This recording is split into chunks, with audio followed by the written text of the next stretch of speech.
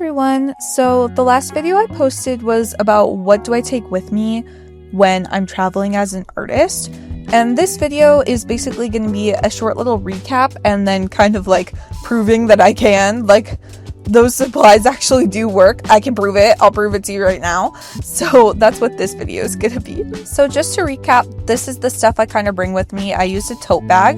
Then I brought this little watercolor set, some sketchbooks, another watercolor set. This one has like a little holdy thing. Another sketchbook, this one specifically for watercolor. And then I also brought my pencil case with some liners, pencils, all that good stuff. Just the basics.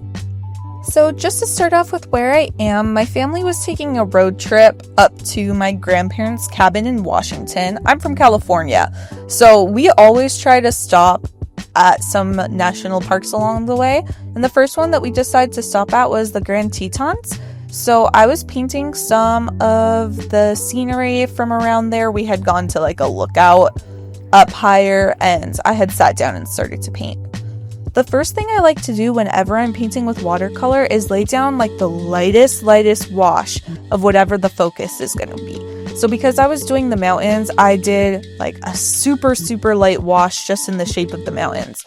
This really helps keep the color off of the rest of the page and just stay within the boundaries of the wet paint that you had laid down before. When looking at the mountains, everything was very purple and yellow. It was almost like a bruise color, but in the prettiest way. So I really tried to stick with those colors and make it even more saturated than what I was seeing. When I do watercolor, I tend to fall away from saturation. I put the water in watercolor, and I've been told that that's a problem that I have. So I was trying to stay more saturated. As you will see at the end, it did not turn out that way. It was still very dreamy and very light, which is okay too. It really just depends on what style you have. So I was just laying in different shades of purples, some blues, a little bit of green.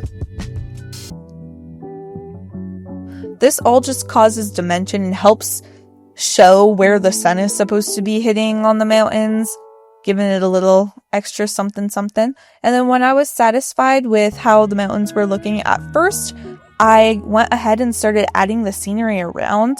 There are these really gorgeous green, more yellow toned trees that were framing the mountains, and I really wanted to make sure to get that in my painting. Again, for those supplies, I am using that watercolor brush that has a, what's it called? Like a capsule for water in the bottom. So you don't have to dip it into water as much, because you could just squeeze the little capsule and more water will come out. Sometimes I even use my finger to blend if I put down too much color. And then my family was getting impatient, so they said, get in the car, we're leaving. And I was like, okay, I guess I'll finish in the car. So this is proof that you can actually do this in the car too.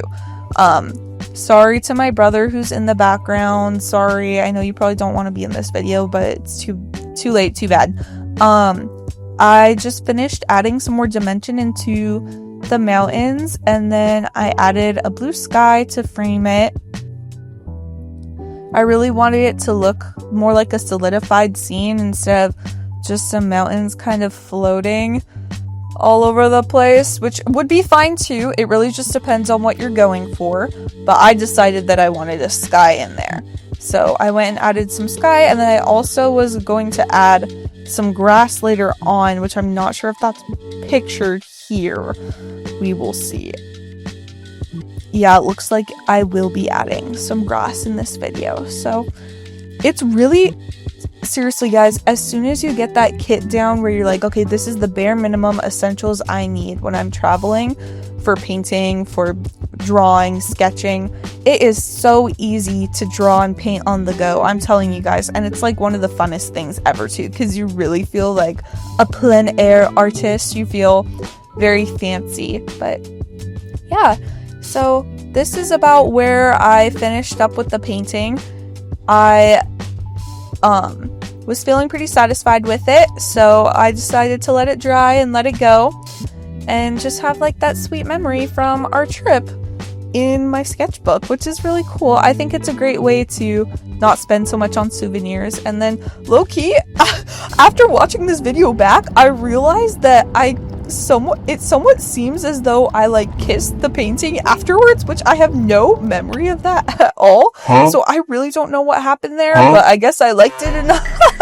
So I hope you guys have a really great rest of your day, and I hope you guys can learn something from this and can travel with your art supplies too. Bye!